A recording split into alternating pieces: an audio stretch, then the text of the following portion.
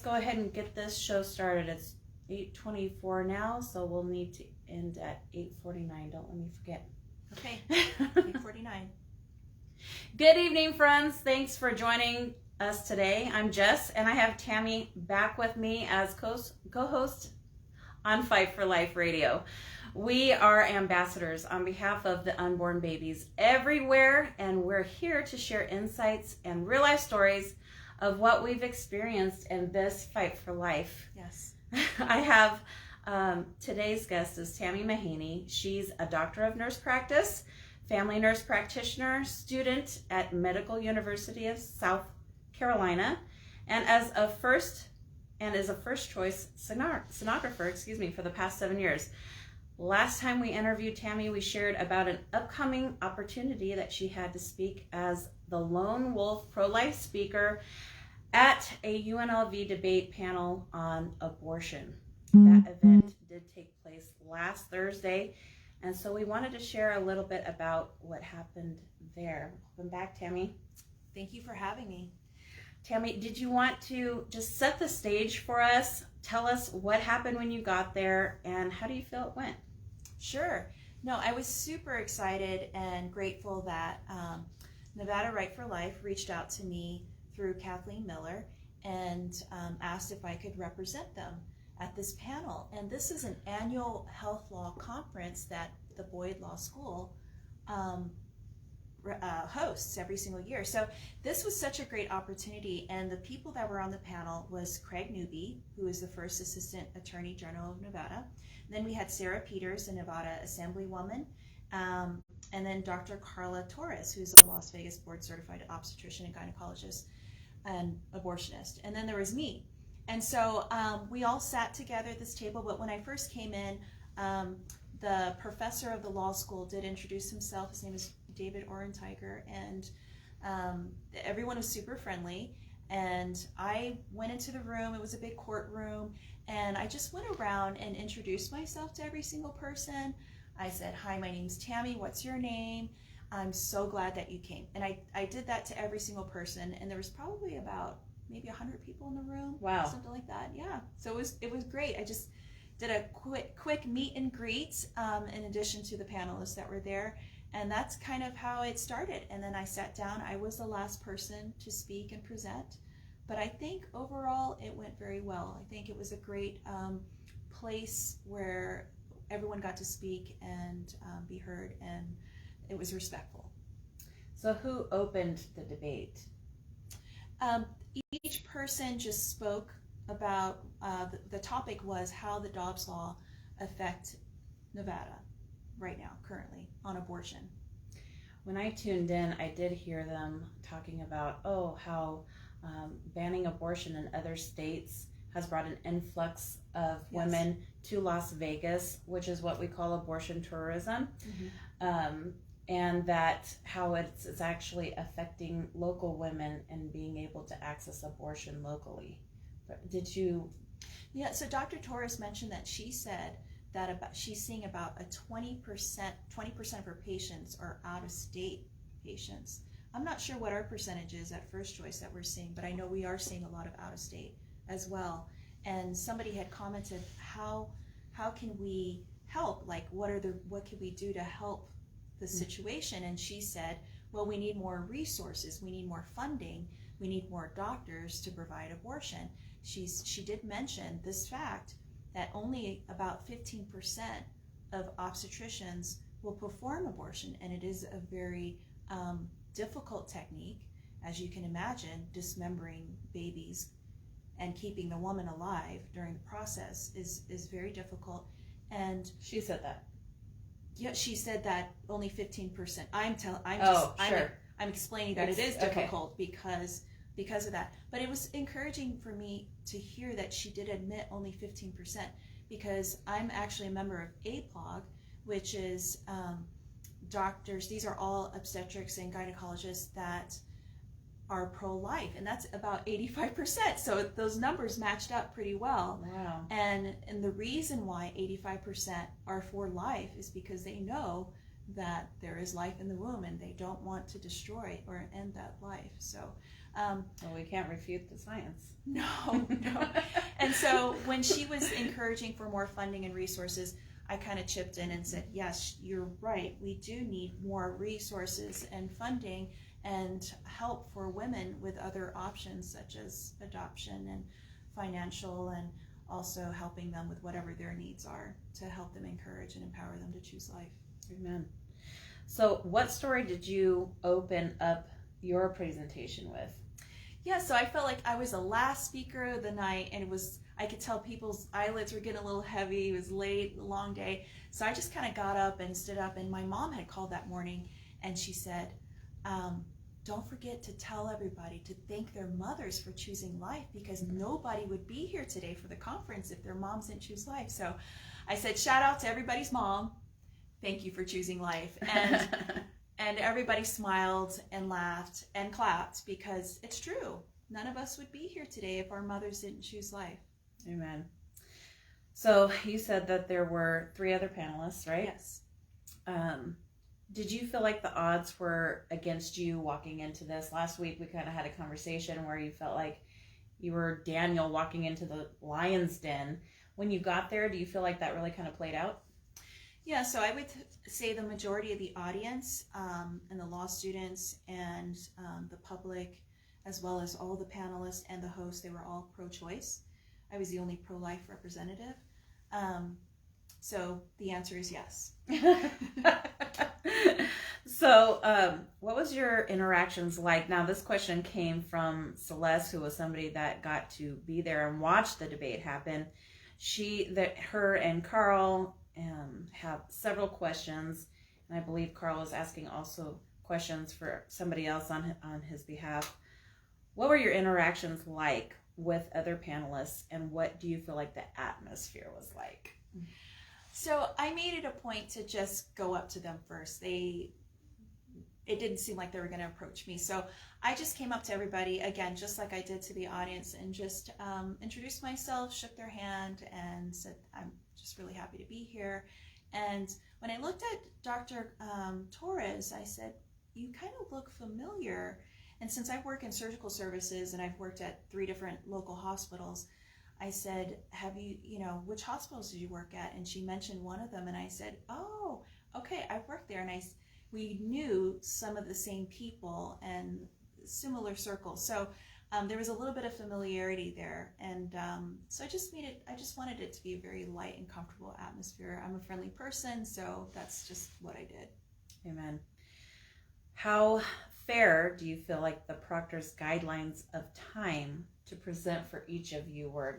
Now, there was an incident that happened when it came to your turn. What happened?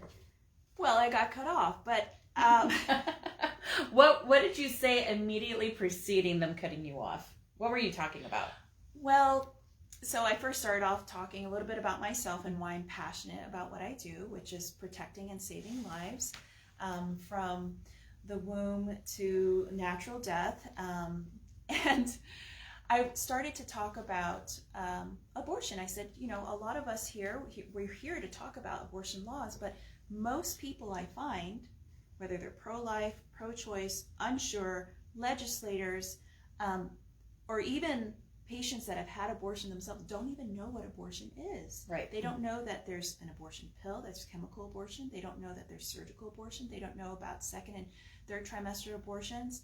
And so I'd said, I'd like to explain that, because it would be important for us to all have a clear definition of what abortion is. So I began to describe, I was the only one with a presentation, so I had a little PowerPoint presentation, and I didn't have anything graphic, and I had just placed one of my own ultrasounds of a little 10-week baby dancing in the mother's womb, and started to describe the abortion pill, because this baby was a model of what the FDA approves up to 10 weeks to take the abortion pill. And I began to describe the process of taking the first pill and how it blocks the hormones, and then how that at that moment it's important to let patients know, and this isn't part of informed consent, that there is such a thing as abortion pill reversal.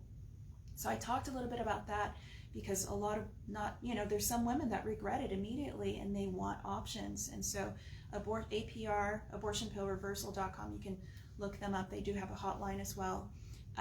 women have an option. They have a choice to stop the abortion at that moment. And then, but if they don't and they continue to proceed, the second pill is the pill that causes the contractions, the cramping, and the bleeding that pushes the baby out. And so what I said was most women have no clue that they're about to give birth to a dead baby. And at that point, I know the room was uncomfortable. There's a few people that left. I think they complained to the host, because at that point, the host came up to me and said, "I'm so sorry, we're gonna have to go straight to Q&A." And I said, okay, because I'm gonna be gracious about it. There's no reason to fuss. But at that moment, a student stood up, or some lady in the back, and said, "Excuse me, can she have 5 more minutes? Because what she's saying is very interesting."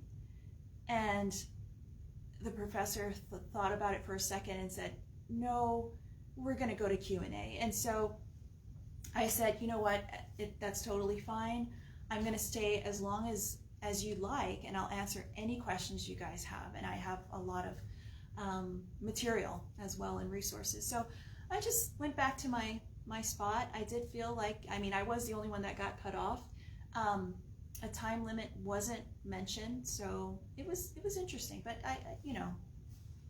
Did they allow you to receive Q&A?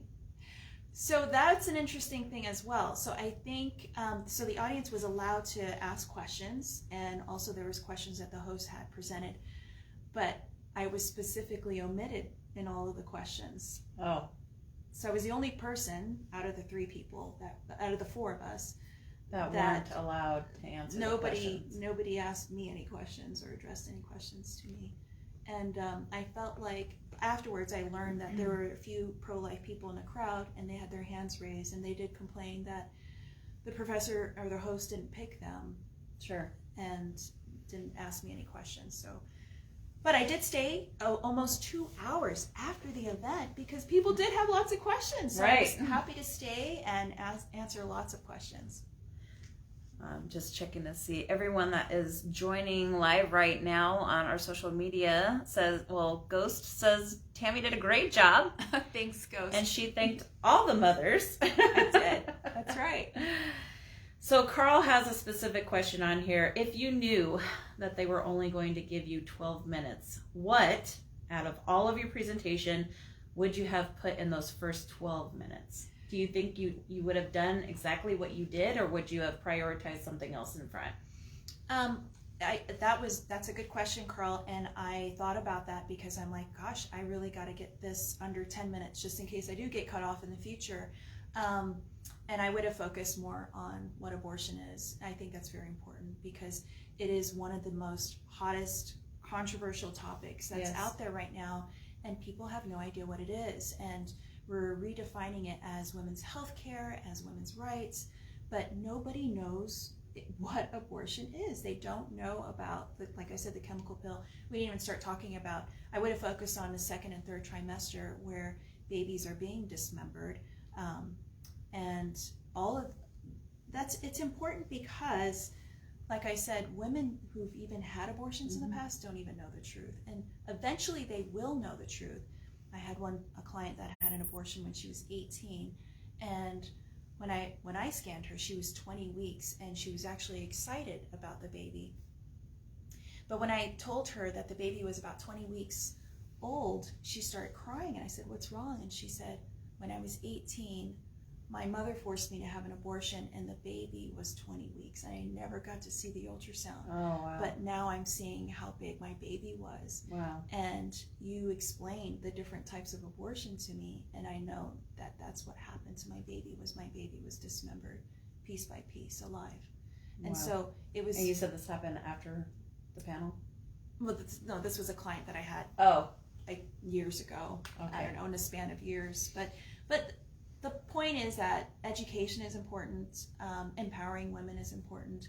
I would have focused more on the solutions, because a lot of times in these debate type situations, it's just, one side presents, the other side presents, but nobody comes up with actual solutions. And on my slide, I did emphasize the Hippocratic Oath, which is... I just watched that clip, and it was truly a mic drop moment. Do you want to explain what happened when you were talking about that? Well, I for hundreds, if not thousands of years, actually, medical doctors would proclaim an oath, the Hippocratic Oath, which is essentially that they will abstain from any intentional wrongdoing and harm.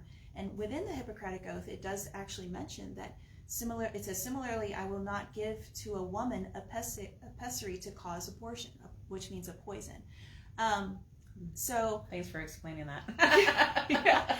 I said, our goal as medical professionals is to protect and save lives. I said, wouldn't you want a doctor or a nurse who would want to protect and save your life or your family member's life? And it was kind of a mic drop moment. But again, I would have focused more on the solutions, which is empowerment and love, supporting a culture of life instead of a culture of death, supporting pregnancy resources, empowering women, empowering men and families, because we know that when men are supportive of the woman, then the chances of the woman choosing life is even greater. Empowering other communities, churches to get involved, empowering government, education in schools, education. I learned that the legislators, real education. The lawmakers need to be educated on what abortion is too. And then finally, I had this wonderful quote by Gary Chapman, who wrote The 5 Love Languages. And he talked about love being an empowerment. Of course, he's going to talk about love. But love and loving results in a compassionate society that reaches across social, racial, economic, political, and national lines, and it unifies people. And you and I have seen that. Oh, yeah. And we've seen that over and over again.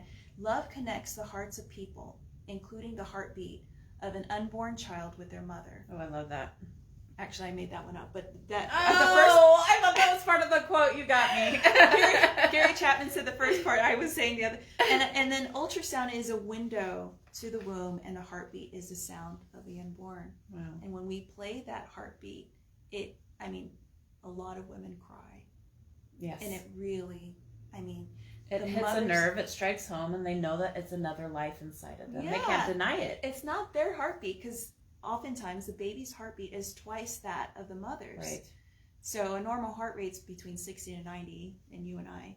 But with the baby, it's like 120 to 180. Right. And that heartbeat is so strong and so fast, it's undeniable that there's another little human being in there. And it's exciting. And it changes life. It changes women. Well, we had another question on here from Carl. It says, it seemed to me that your private conversation in the hallway afterwards with Dr. Torres, the OBGYN, over three local hospital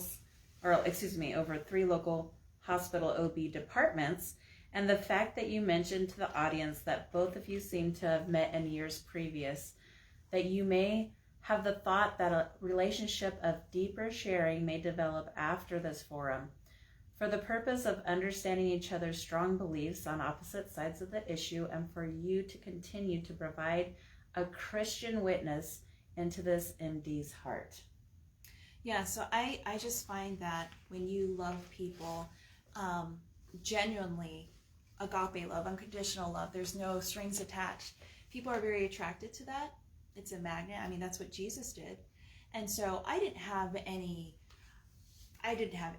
negative intentions with Dr. Torres. I was just, I was happy to actually interact with her and have conversations. So I did, after the conference, I made a point to talk to people that were pro-choice, and especially Dr. Torres. I thanked her for coming and just conversing. And we did talk about, I said, I'm concerned about women, the resources for women after abortion. Sure. And I talked to her about that.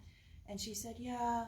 And I said, there needs to be a lot of resources for them because, of the increase in mental health, anxiety, depression. We know that women, I think it's like 122%.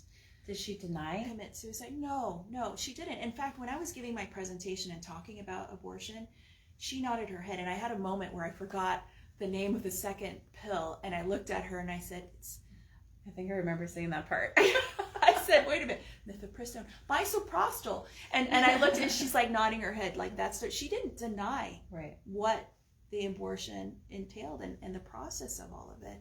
And so we were in agreement of all of that. Right. But I was trying to encourage her that there's other resources and the support and love that we need to give for women. And I think it just opened a door for that conversation to happen, and she seemed to be very receptive about it. So I think when we talked yesterday about doing tonight's show, you had mentioned something about suicide rates for post-abortive women, how they increase even on the anniversary of their abortion. Yeah, so they find that with these increased suicide rates, that it usually happens on the anniversary of the abortion or on the baby's due date. Wow. And it's just really sad. Well, you don't think about stuff like that, you know. Mm-hmm. They talk about, you know, how your chances of getting your increased chances of getting breast cancer or cervical cancer, you know, all these other physical things, but they don't talk about The mental health. That's right. Mm-hmm. Well, was there anything that you wanted to close with? I'm going to get into some announcements here after this. We only have 4 more minutes. Oh my gosh, how am I going to do that? This time has passed so quickly. It always does. You know, I was on a plane on Saturday. I'm going to make this real quick. And there was a guy that sat across from me, and he just started talking to me and was really friendly. And I started talking because I like to be friendly and talk to people on the plane because it's an opportunity to share the gospel. And he actually was a pastor, and he was going to a conference in Texas.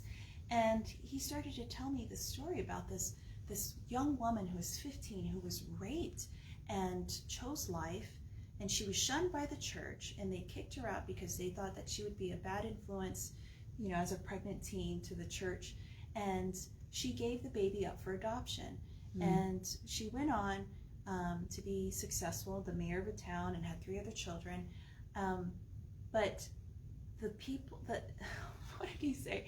He said that baby that was adopted was me, and it was him. Wow. And I was like, wow. So he's telling me the story. There was way more in it, and I can't do it in 4 minutes. I just can't, Jessica. But it was such a phenomenal story, and it reminded me how circumstances don't determine the value of the human life that's conceived. Like the circumstances, That's right. whether it's rape or whatever. He said, my life has value, and I've been a pastor for over 30 years in this church, and I've written all these books, and I've encouraged all these people, and Wow. I'm just like, I just couldn't stop smiling. And I said, do you know what I do? So it was just such an encouraging conversation. And I think, you know, God put that person in my life at that moment. It was 2 days after the conference, just to encourage me. I'm sure it was mutual. Yes, it was. So that's going to conclude our talk tonight. We do want to make a couple announcements before we close out. First, thank you so much for coming on. Thanks again, for having Tammy, me. and hopefully we can do this again next week. Okay. So there is a petition that's circulating that's in protest of CVS, Walgreens, and Rite Aid right now that's selling the abortion pill. If you'd like to sign that, you can find that petition on our social media accounts. On Facebook, we are FCPS Friends. On Instagram, we are FCPS_friends. Today is the last day of Sanctity for Life, and this is the month that we're dedicating to setting up our fundraisers for the year. If you'd like to host a fundraiser for First Choice Pregnancy Services, you can contact us at fcpsfriends.org, or you can call us at 702-294-2273. There was a story that I wanted to share tonight, but we don't have time, so you'll just have to check our social media or tune back in next week. Thank you so much for joining Fight for Life Radio. God bless and have a wonderful week. Bye. Oh, all right. Does anyone have any questions on our social media for Tammy while we have her here? Celeste says this is an Condition of the heart. Yeah. Yes, yes. Amazing, Celeste says. And then Carolyn says, Tammy represented the pro-life position very well. She charmed the audience. Oh, that's really sweet. Doesn't she always? I just say love wins, right? Amen. Love wins. Well, thank you everyone for joining. We're going to go ahead and sign off for now, but be sure to tune in next week for another Tuesday Night Tea Time with Tammy. Oh, wait. Tuesday Night Tea Time with Tammy. Bye. Bye. Good night.